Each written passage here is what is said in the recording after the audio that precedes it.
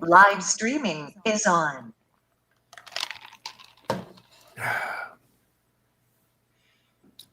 Good evening, ladies and gentlemen. Let me make sure this actually... It should be...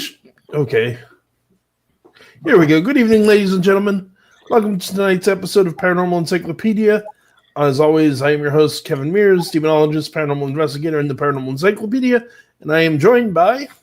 Ryan McKinley, author and godfather of vampire thrillers. We don't have a real specific topic for tonight, so we're gonna...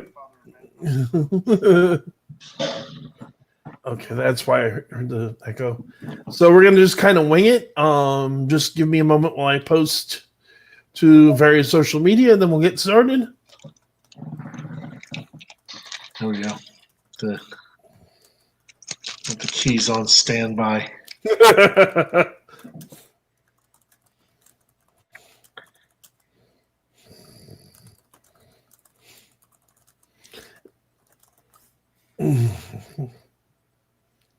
If anybody wants to, and worst comes to worst, we can also always take phone calls because this website does give us that option, complete with a phone number and everything. I think it's actually rather cool. Oh. Yeah, it'd be nice if people had some questions. And are brave enough to call us. It's like, don't worry, everyone. I promise, even though Brian writes about vampires, he doesn't bite. At least as far as I know. Nope. Not fast. It's like, I've known you a while. You haven't bitten me, so... You haven't asked. Yeah, I'm not particularly into being bitten. Not my thing. No judgment for who it is, just not mine. Okay, there we go. Okay, it looks like we have at least one living person in the chat, although they haven't said hello yet, but they're showing as watching. Sorry about last week as well, folks. No, I continue not to suffer any ill effects from the death curse I was put under, as it were. But mostly I was having issues with sleep, I think. My work schedule's been a little nutty lately. Speaking of which, I could still use more sleep, but what can you do? But okay, we do need a topic. I guess for those of you who don't know, one thing we can certainly recommend, Resident Evil is a very good topically related series. Which we were actually just talking about because the newest book came out literally the end of last month. Which was annoying too, because last month I was sitting, like the 30th, I'm sitting there and I'm going, something came out today. I remember something came out today I wanted. And I'm looking at Disney Plus, and I'm looking at the various other streaming services, thinking it's some TV series. And then a day or two goes by, and I went, oh crap, the new Dresden Files is out. Which is book 17 in the series. Yeah, it's a pretty amazing run. Yeah. It's not the longest series I've ever read in part, but it's the longest continuous series I've ever read in its entirety. And it's the longest continuous series I've read by the same author. Yeah, it's one of the few series I've seen go that far that are still good quality. That too. Yeah, usually most series tend to start slipping after a while. This is also true. I was going to say, the only other ones I could think of I've read of... The longest series I could think of are some of the D&D books, but one, they switch authors quite a bit, and two, they leave something to be desired as you get farther in quality. Yeah. Yeah, anthology series like that don't count for me. I would tend to agree. Wondering just how many are in the one series. I mean, Star Wars and Star Trek have hundreds of novels to them now by different authors.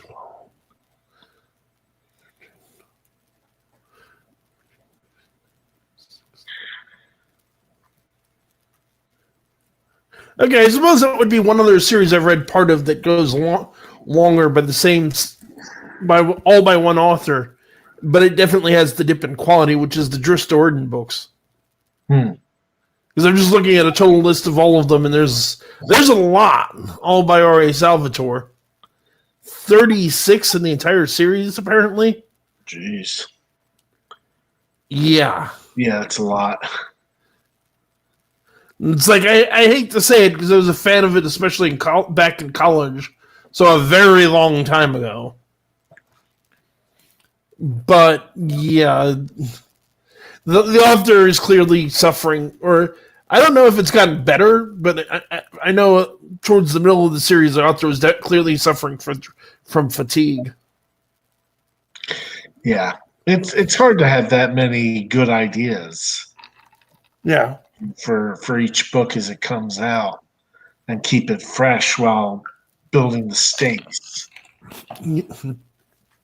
Yeah, especially I know as well the author had an issue of at one point he did consider sitting them down and working on other subjects, and the publishers almost immediately announced that somebody else was going to write a novel in the series. Because it's TSR, and TSR, of course, always had the policy of they own the creative properties, not the writers. Yeah. And he went, no, and started writing again. And I've always sort of wondered if he was just terrified to stop because he didn't want somebody else taking over. Yeah, as long as people are still reading them, I guess. Yeah. And, I mean, 36 books, people clearly still are.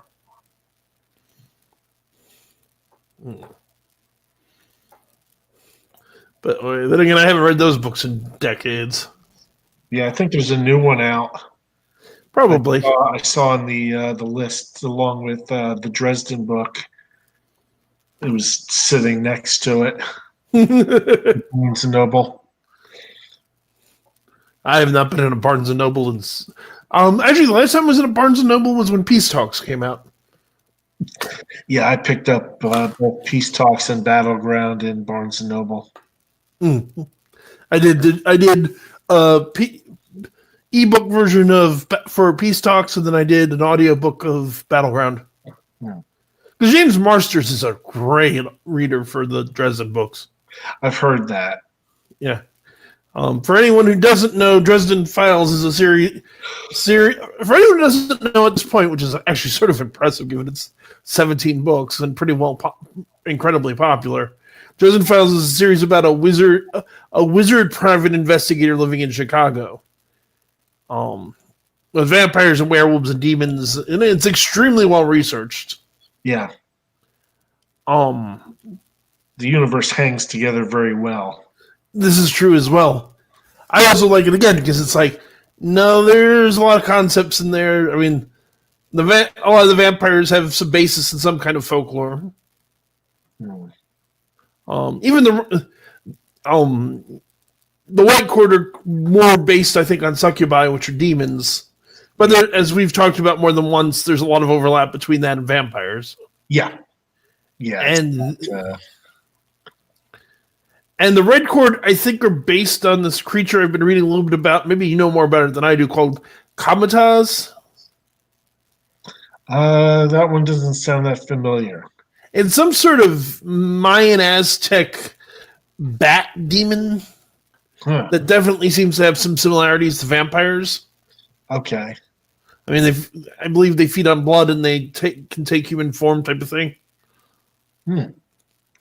Sounds like some of the ones that I've researched, just not under that name. I may also have the name wrong.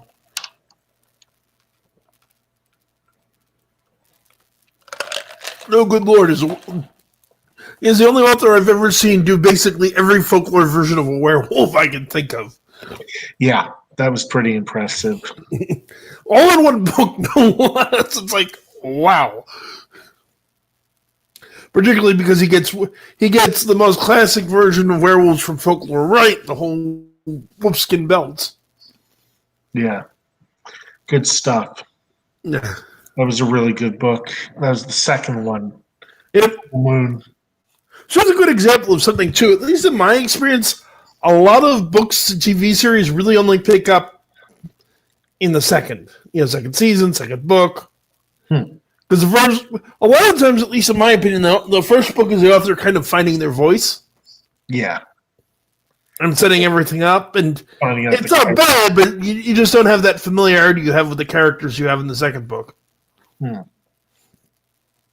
Yeah, second and third, a lot of times they find their stride. Exactly. Which makes me think of the other thing that just started, although I know you're not quite the fan of it that I am, which is they finally started the last half of the final season of Supernatural. Yeah, I tried to get into Supernatural. I watched a bunch of seasons of it on Netflix. And it was a fun show, but it just didn't, I don't know, it didn't grab me like other people and like other shows have. How many seasons did you get through? I think something like 5 or 6. I was up. I know they were doing the Leviathans, and which is season 6. Yeah, so I got that far, and I don't know. I just wasn't that compelled to keep going. I'd actually say, in my opinion, the strongest seasons are the first 3. From once again, I enjoy all. Let me be clear to people listening. I enjoy all 15 seasons. I'm watching the last season as it comes out, but it gets a little bit too much into we have to fight something bigger. Yeah, you have to keep upping the stakes, and that isn't necessarily a good thing, I think, in the series.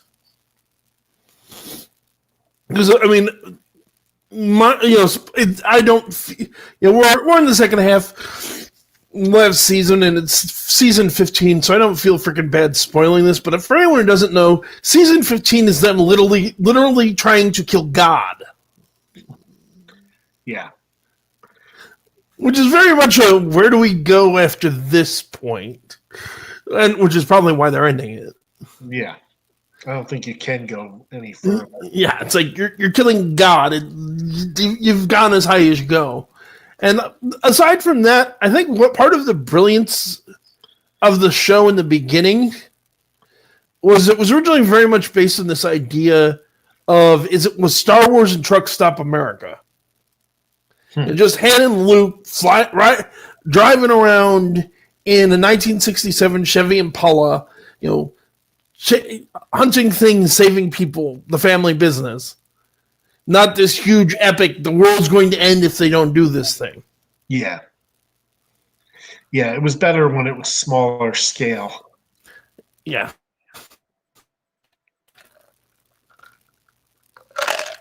I kind of feel there's been a series of attempts across the seasons to do some kind of spin-off.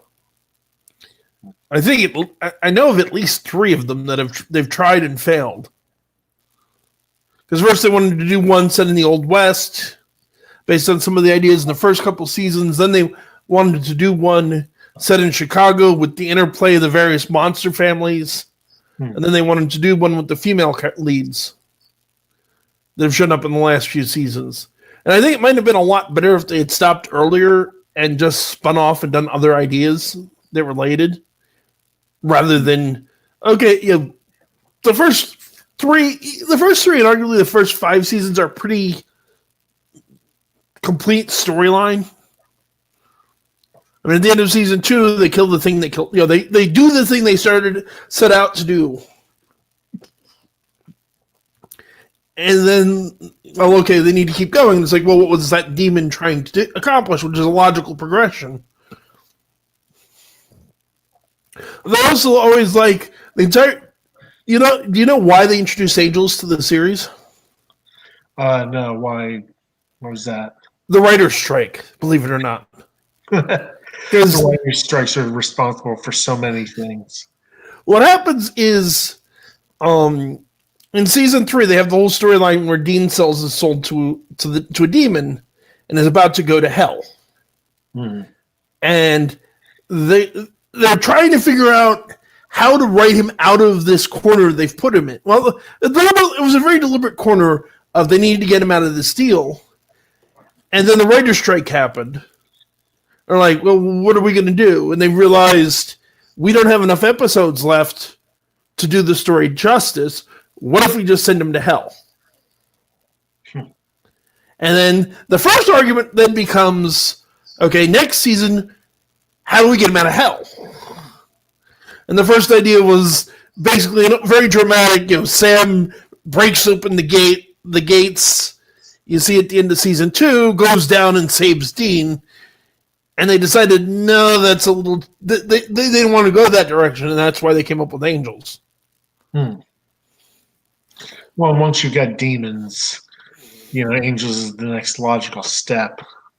Well, they established in the first couple of seasons, no, the whole idea originally was humans are on their own. There is nothing else. There's no good force out there supporting us. That had been their original idea. They didn't want to do it. Ultimately, they did do angels, and they turned the angels into assholes. Yeah. But the original idea was that humans were on their own. And that's specifically what they wanted to do. This actually runs into a sticking point of me with a lot of authors and series, including some friends of ours, which is Supernatural, the Quincy Harkness rights that we just had on the other day, and for that matter, Patrick Thomas's books. Everybody wants to make Michael into an asshole. I guess he just seems that way. I don't agree. That's a problem. I mean, both based on the lore and based on experience, because I have a strong association with Michael because he's a patron saint of exorcists. Among many other... He's also, he's a patron saint of exorcists, cops, EMTs, Germany, Israel... One of the saints of soldiers. Though not one of the most common, oddly enough. But in most of the folklore, he's actually a pretty decent guy. He shows up to heal people. He shows up to save people. He's invoked in almost every ritual of exorcism Christianity has. Which is obvious given, Revelations 12:7-9, he's the one who gets Satan out of heaven. Yeah. It's hard not to invoke the guy who beat the big D, the devil himself in combat. He wasn't that bad in the prophecy movies. This is true. Played by Eric Roberts.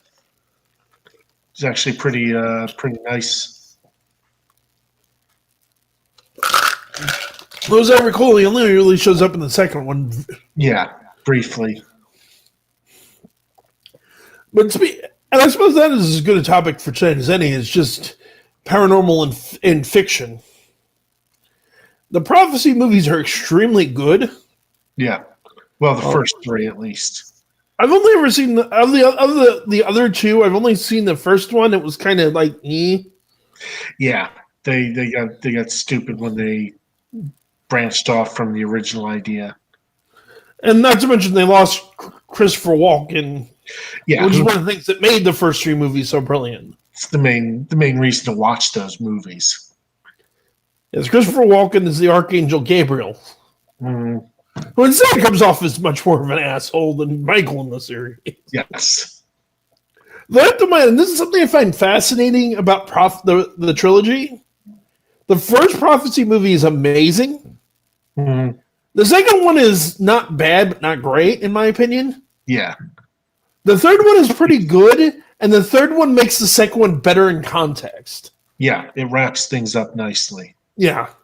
It's like it turns it into a complete story arc instead of, okay, that's the thing that happened to Gabriel in this universe now. Although, funny enough, do you know the connection between Prophecy and Dresden Files? Between that and Dresden Files? No. I know the connection between that and Highlander.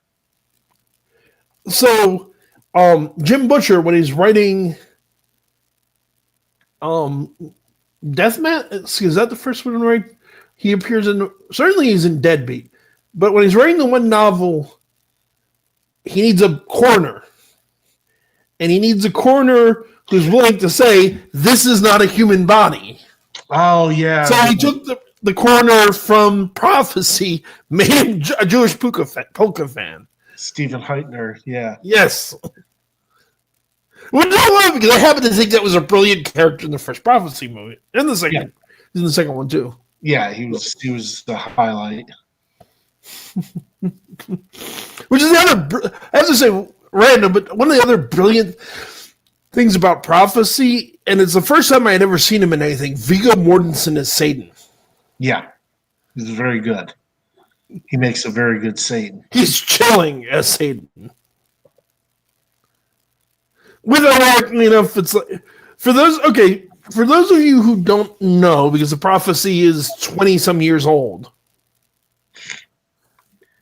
the premise of the movie is that Gabriel basically gets pissed off with God after God elevates humanity and tells the angels that humans are his ultimate creation, not the angels. And Gabriel leads a second war in heaven.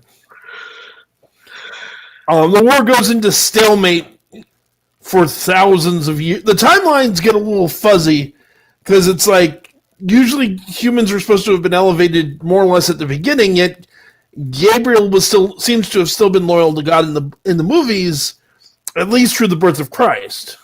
Because he directly references, when he's talking about what he did in the Bible, he says, I told Mary was going to have a baby.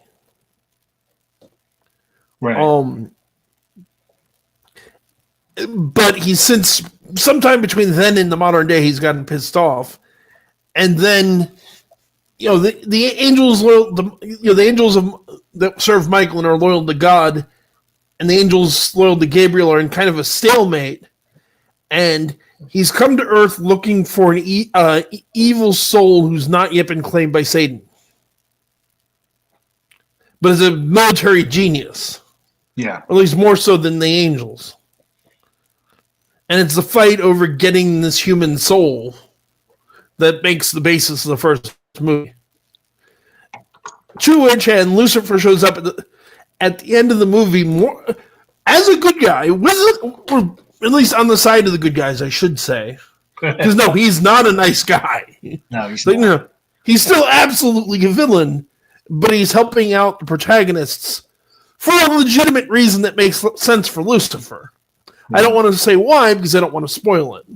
Because it is too good a movie for, even though it's been out for 20-some years, anyone listening who has never seen the movie should rent it at some point and check it out. It is too good a movie not to, in my opinion. Yeah. Yeah, it's one of my favorites. Yeah. Especially, there's so much of so even so much of the biblical aspects they get right. I mean, the things they credit Gabriel as doing are things that either the Bible directly references him doing, like being the angel of the Annunciation, or that Judeo-Christian folklore have him doing, like being the angel that kills the firstborn sons of Egypt, or the angel that turns the wife of Lot into a pillar of salt, which is there's a whole other thing there, just because Christianity and Judaism have very different ideas of how Michael and Gabriel are and what Michael and Gabriel do. And ironically enough, in many ways, they revert between Christianity and Judaism. They reverse the role the two angels have, because in a lot of Jewish lore, Gabriel's the warrior, and Michael is the messenger. And particularly Gabriel in a lot of Jewish folklore is the angel of death, along with another angel that mostly Christians don't talk about called Azrael. And then in Christian folklore, Michael's the warrior, Gabriel's the messenger, and Michael is the angel of death. What do you think of stories where they take Gabriel, but they change it and make it Gabrielle? The female version. Yeah. I always find that very interesting, and it's certainly very common. I've even talked to various people that get involved in angel magic of various types that say that Gabriel actually tends to manifest as a woman. I mean, I've never met Gabriel or Michael personally, so I couldn't say. I do know from a folklore perspective, or from a strictly biblical perspective, all angels appear as men. Okay. In the Bible. I don't necessarily accept. I've never really accepted the idea that angels or demons have a gender. Just because it's a spirit being, I don't think gender means the same thing to them as they do to us. Right. But I know in folklore, especially if you look a lot of artwork from the Middle Ages and even earlier, angels are usually very androgynous and even somewhat feminine looking. I got a painting of four paintings of copy of four paintings of angels from the Middle Ages around here somewhere, and some of them just straight up look like women. So I can certainly see that lot. Like I said, it's not a biblical concept to have Gabriel appear as a woman, but it is certainly consistent with some of the legends. Okay. And personally, like I said, I don't think angels have a meaning. I mean, clearly, again, going on the Bible and most traditional Judeo-Christian folklore, angels can have a gender, and they tend to be male when they do, just because there are accounts of angels having children with human women. Right. The Nephilim, which is a whole other thing that we circle back to in a minute. Also, it's in the prophecy. Yes. And supernatural, for that matter. Yeah. I mean, particularly the last few seasons, a major character there has been in a film, which is ironic because he also technically qualifies in folklore would more qualify as what they call a cacodemon. Because in supernatural, demons are corrupted human souls, which is part of some of the folklore about demons. But Jack, the character I'm referring to specifically, is the son of Satan. And since Satan's the only fallen angel in Supernatural, they consider him a Nephilim. Right. Which raises a whole series of its own issues in terms of Supernatural. But what I was going to say, where this all becomes sort of interesting, in my opinion, is aside from the legends of the children of angels and humans, which go back literally to the book of Genesis in the Bible, because the Nephilim first are mentioned in Genesis chapter 6, verse 4, as the children of the sons of God and the daughters of man, and these children are supposed to be giants and men of great renown. And particularly in some of the, what's what I'm looking for, apocryphal texts, they're supposed to be one of the major reasons for the flood. Is that these bloodlines pollute so much of humanity, God wipes them all out. Although, ironically enough, a lot of interpretations of end times prophecy suggest that whatever they are, and there's debate, they're not always supposed to be the children of angels and humans, but whatever they are, that they're going to play an important role in the end of days. And for that matter, one of the other names, they're given a couple of names in folklore and in the Bible. One of the other names they're given is the Anakim. And one of the most famous fights in the Old Testament, the Battle of David and the giant Goliath. Goliath is explicitly described as being an Anakim, which make him one of these half-breed creatures. Although, again, there's the question of what exactly they are. The usual interpretation, is, like I said, is the sons of God are angels and the daughters of men are, well, human. But there's also an interpretation that the sons of God are the bloodline of Adam, and that's the daughters of men are the bloodline of Cain. Or not the bloodline of Adam, the bloodline of Seth, and then the bloodline of Cain intermixing. Ah. Or that they are the priesthood, the human priesthood, and not people that are Gentiles, or at least other people that are not of the right of the tribe of Levi interbreeding, or some other weird combination of things.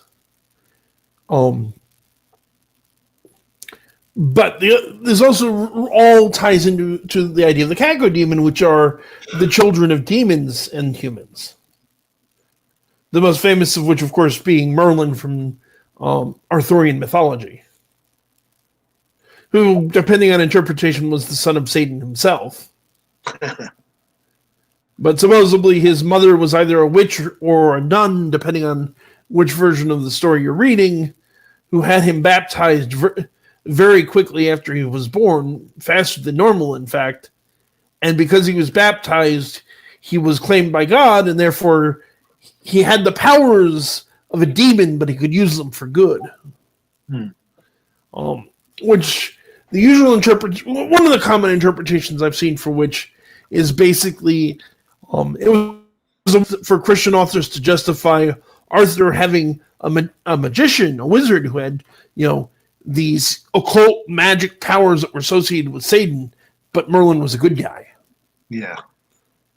The other interpretation that I think makes more sense is that if you go back to the oldest versions of the story, Merlin was the child of a pagan god and a human. Or pagan goddess, possibly. Usually I've seen it connected that basically the figure that we know in Arthurian mythology as Lady of the Lake was actually a goddess at one time. Yeah. And was therefore Merlin's mother. Which has its own implications, given usually there's supposed to have been multiple ladies of the lake, and one of the ladies of the lake was also Merlin's girlfriend, sort of. Yeah. Or at least Merlin lusted after her. Yeah. Merlin's girlfriend, or at least Merlin wanted her to be his girlfriend. Which is incredibly incestuous, but then again, mythology. Yeah. I mean, you look at Greek mythology is famous for it, but there are other mythologies as well. And how many of the married gods and goddesses are also, case in point, Zeus and Hera are brother and sister. Yeah. Even Arthur and Morgan Le Fay.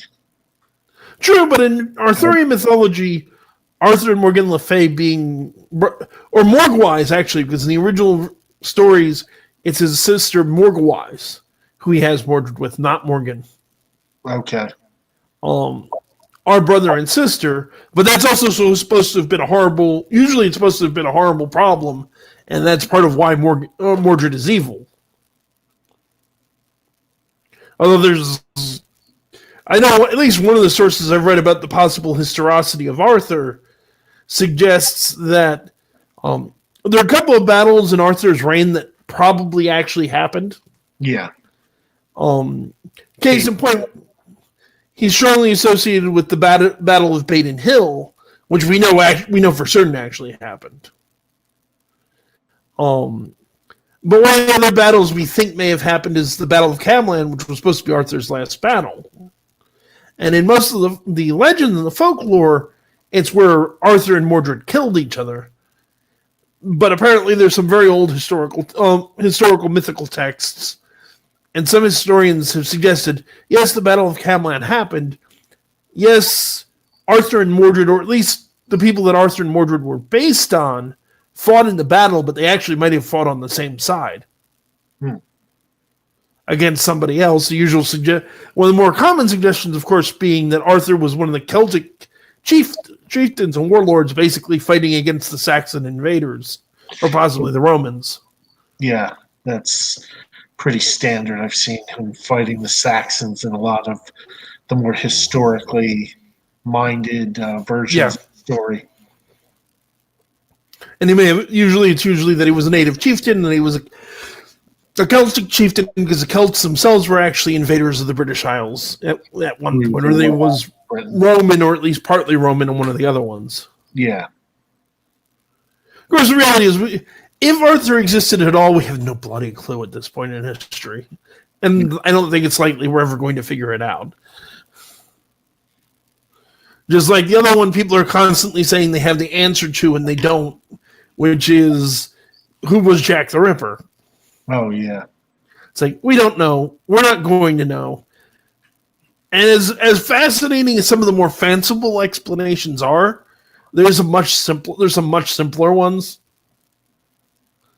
Because, of course, there's usual theories that he was royalty or somebody very close to the British royal family at the time, and it was all just quietly hushed up. Yeah. I think the far more likely explanation is there was I forget the man's name, but there was I want to say like a homeless drifter who was actually arrested for the crimes at least once, who had a history of violence towards women, who had some extremely misogynistic views, was in the right place at the right time to have committed at least some of the murders. And eventually he was imprisoned for something else, and I think he died in prison. Yeah.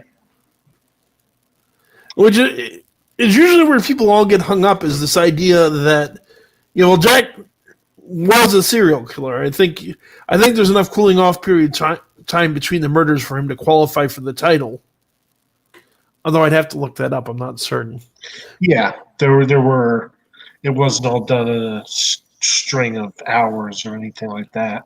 Yeah, but to properly be a serial killer, you have to at least commit 3 murders, and the murders have to have at least a month of cooling off between each one. Huh. At least if you go by the FBI's definition, I should say. Yeah. Because there are historians and criminologists and things of that nature that don't agree with that title. Yeah. There's the theory, I saw a History Channel special about H.H. Holmes being the Ripper. Yep, I've heard that one. Yeah. It was actually, they brought up some pretty interesting stuff and made a pretty convincing case that, he had the means and opportunity, and he was actually out of the country at the time that the murders happened and came back. And no, technically, the murders didn't happen far enough apart to because all the murders that are attributed, all 5 that are attributed to Jack, happened between August 7th and September 10th.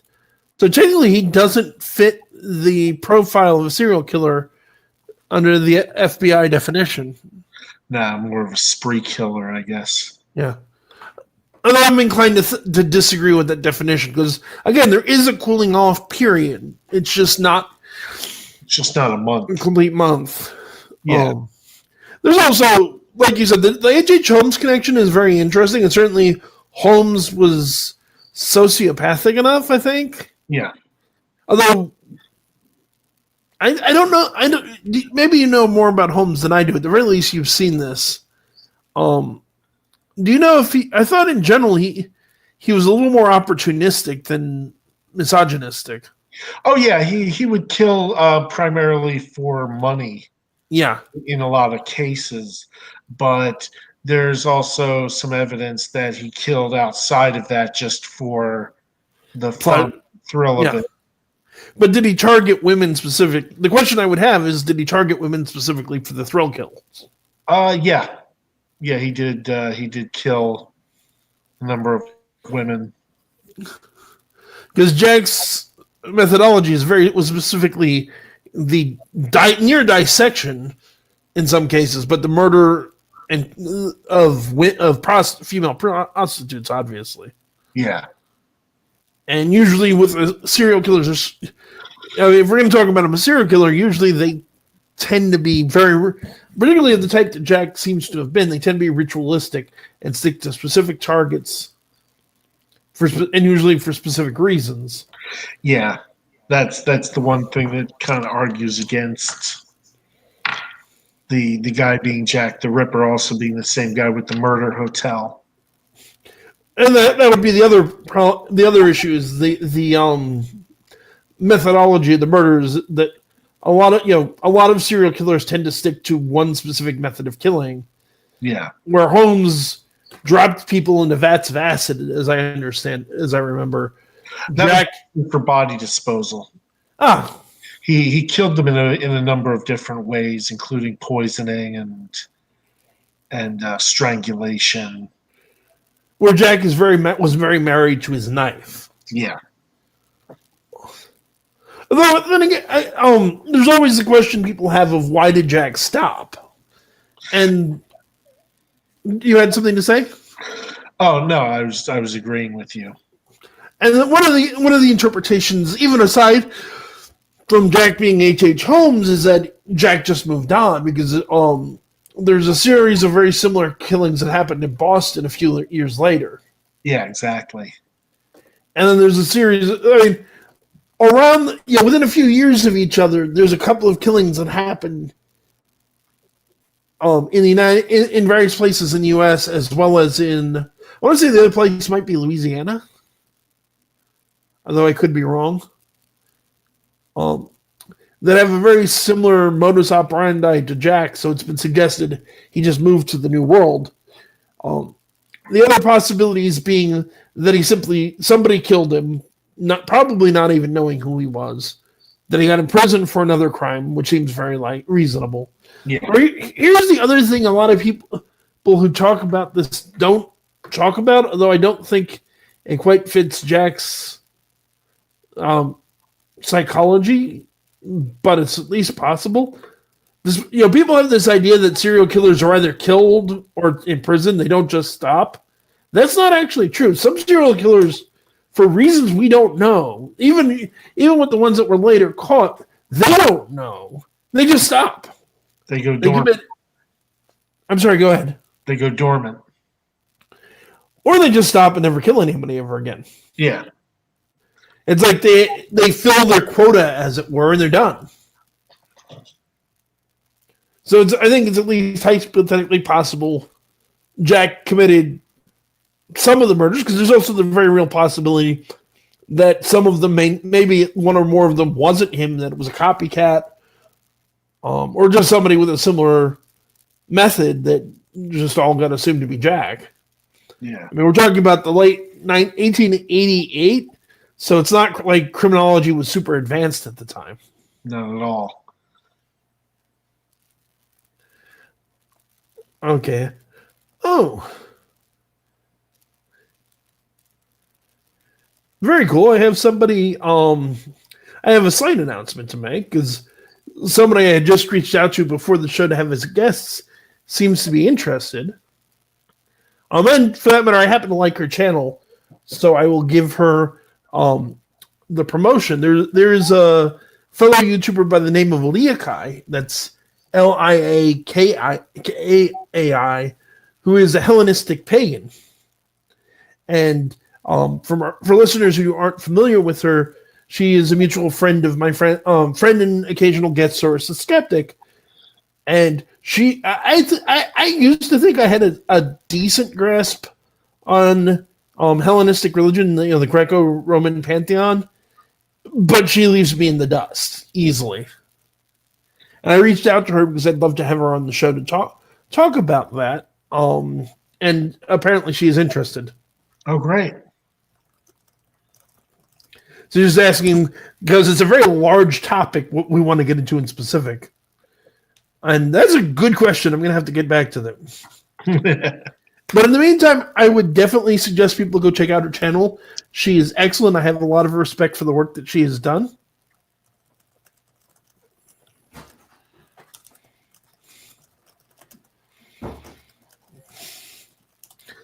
It's like, dang, that's a good question. I've never really had a guest ask me that before. It's like, let me think. I'll let you know. And it's also, as you know, I've always wanted to try to get people to have beliefs other than mine on the show. It'll be a good chance to do so. And hopefully expose some of our listeners to some different viewpoints on things. Yeah. So yeah, we're on the topic of Jack, which raises the other question I always find interesting of people have with many serial killers, but particularly with Jack, there's been lots of implications of some sort of occult connection. Obviously, the most famous of which, particularly because of first the graphic novel and then the movie Um, From hell. Thank you, from hell, being that he was connected to the Freemasons. Oh yeah. Personally, I'm very much of the opinion that people like to blame everything on the Freemasons. Yeah. Pretty easy target. Yeah. Although I've always found that funny just because people like to blame everything on the Freemasons and they see it as the sinister secret society with so much power. It's one of the least secret societies in human history. Well, aside from the fact that everybody knows about it. And they're very public about where their temples are. There are a few things that they're not, by oath they're not supposed to talk about. Particularly as I understand it, like there's the handshake and then there some of the initiation rituals. Although even that's been published by ex-Freemasons and people have gotten a hold of their books and things like that. But they freely talk about most of the stuff about their society and what they believe in, what they practice. Yeah. I've always kind of been of the opinion, when I was younger, I sort of fell for some of the sinister stuff. But at this point, from what I've learned and having met a couple of Freemasons over the years, it really seems more like it's a social club with some ritualistic elements. Because why not have ritualistic elements to your social club? It's networking. Yeah. It's networking. It's been around a long time, so they get a little bit into the weird and it's been around since at least, I know they claim to be older, though I don't know how much accuracy there is to that. But it's been around since at least the 18th or 19th century, and anything that's almost any group that's been around that long has a couple of rituals. Yeah. And some weird elements and things like that. I don't think there's anything inherently sinister or it's like, no, they're not secretly plotting to take over the world. Nor do they already secretly control the world. Yeah. Which makes me think of the other group that always drives me half batty everyone's obsessed with. The Illuminati. It's like... One of the things I find the funniest with the Illuminati, though, is I've actually talked to people, to some of the conspiracy theorists who are convinced that they run everything, that legitimately don't understand. There really wasn't. It's like, no, there really wasn't an Illuminati. We have historical records of this. Because it was a 18th century Bavarian secret society. Right. Was it, it was part of the Enlightenment. Hence the name. Yeah. Particularly, it was mostly anti-Catholic because the guy who started it was a student of the Jesuits, and the Jesuits had just been kicked out of the Catholic Church for a while at that point.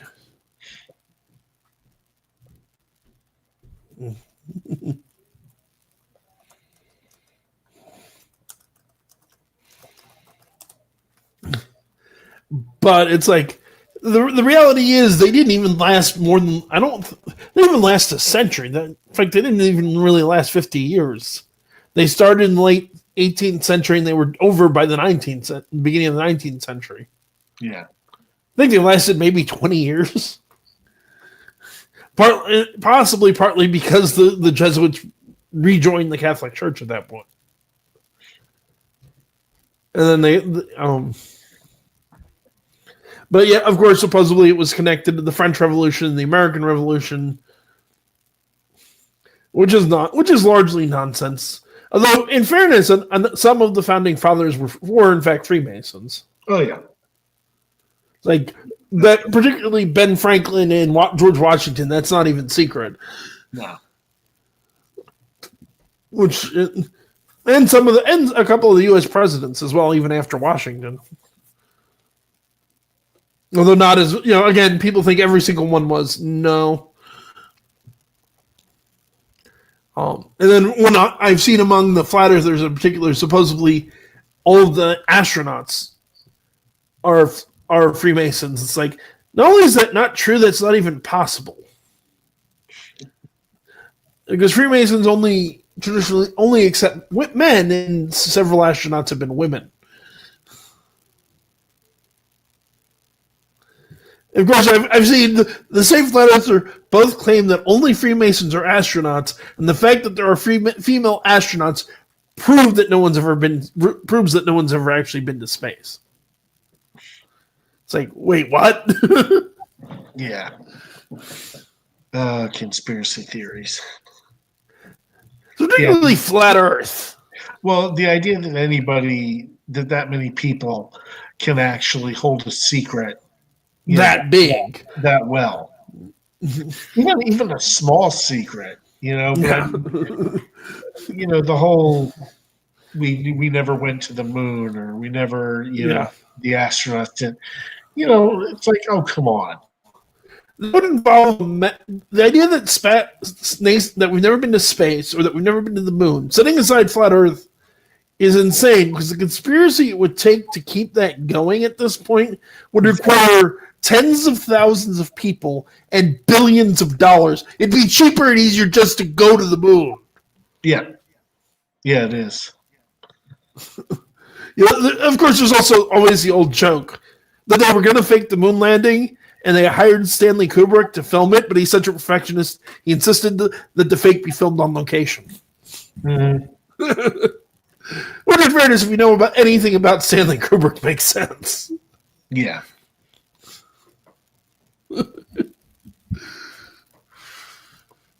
That's the other thing. It's like several studies have shown it's like it would cost more to fake it than to just do it. Yeah. Even setting aside having to bribe all of those people. Yeah. Of course, there's a counter argument I've seen, which is interesting, but I think it's still BS, which is, no, we actually did go to the moon, but we found evidence of an alien civilization or something up there. So so all the footage we've seen is actually fake because we want to cover up what actually happened during the missions. Because that wouldn't be the biggest story of all time. Mm-hmm. Actually Yeah. that's one of the reasons we went up there, was hoping to find something that would have immediately touted. Mm-hmm. And actually, speaking of the devil, Leah Kai just jumped into chat. Oh, nice.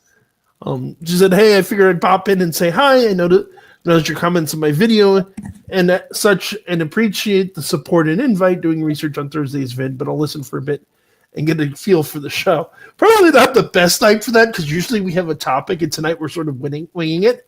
But welcome to the chat. We're very happy to have you. And you missed it earlier, but I'll happily say it again, folks. I do recommend checking out Leah Kai's channel. It's an excellent channel." Excellent point. She points out also anyone who's ever tried to steal a freaking birthday card knows how hard it is to keep a secret. Exactly. Yeah. There's a great quote from Ben Franklin that 3 people can keep a secret if 2.